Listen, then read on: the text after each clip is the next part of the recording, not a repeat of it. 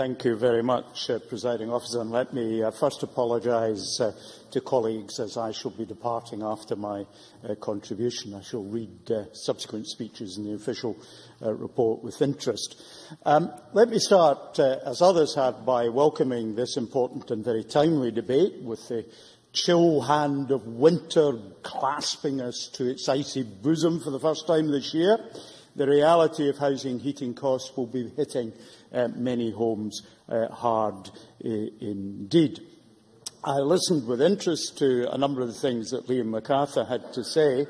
He criticised us for suggesting we were being thwarted by Westminster. And I want to expand a little bit on the intervention of my colleague Annabel Ewing in relation to the proposed bill of Mike Weir. His bill, which would have cost, in fact, nothing, merely advancing payments within a financial year, was something that was not given the slightest serious consideration at Westminster. It was simply talked out. And for those who heat by gas or electricity, who have their energy conveniently delivered automatically by a national grid, the need for pre-planning, for prepayment of their energy is largely absent. But for many of my constituents and constituents of other members in this chamber who are based in a rural location and dependent on fuel they have to order, have delivered and have paid for in advance of use, such an advance of this benefit would have been a modest, much valued piece of support that Westminster could have done at zero cost. Not new expenditure, just retiming. Because domestic oil is the main rural energy source and it can't be readily bought in dribs and drabs. Is the member wishing?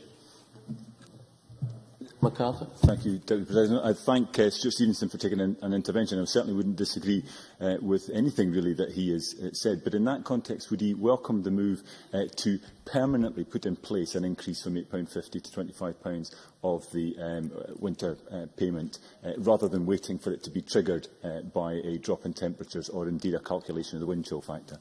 Stewart Stevenson. Of course I do, but when it takes generally a four-figure sum to top up an oil fuel tank, when a delay of 4 weeks in the cycle of rising prices that we always see as winter approaches, I have to say such an increase in that does not match the increase in price that is created when people are unable to buy early, when the prices are low. That is why it's such a disgrace that Westminster did not even consider the substantive issues in Mike Weir's bill.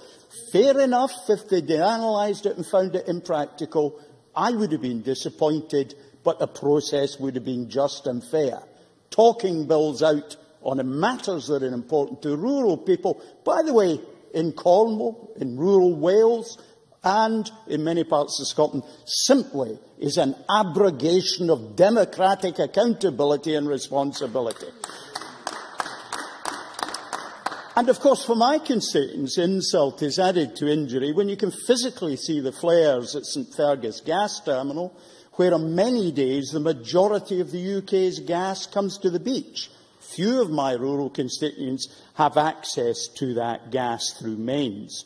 So in advance of our voting for the full powers of a normal nation in 2014, what should we currently be focused on? I very much welcome the substantial £250 million allocated to fuel poverty by the government and energy efficiency in the current spending period. And it's fuel efficiency, energy efficiency upon which I will focus in particular. I do so partly because of the policy reach that's associated with it. In addressing fuel poverty, we address employment and we address climate change as well. For the latter, consuming less energy is closely associated with emitting less in the way of dangerous greenhouse gas emissions. Substantial progress towards greening our energy consumption in buildings is, of course, welcome, and we must keep up the pressure on that. But most energy still has a substantial fossil fuel element. So burn less, emit less continues to be relevant. Energy efficiency almost always starts with simple, modestly priced adaptation to existing buildings. And adaptation, in particular home insulation, is effective in reducing energy consumption.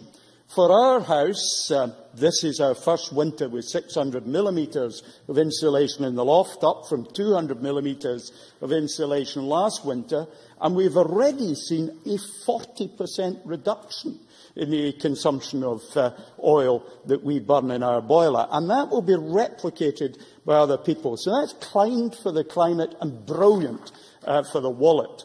And insulation, that kind of intervention, creates jobs which are largely local, keeps money in our own economy, boosting employment, and generally that's employment that's accessible to a wide range of people who are currently unemployed.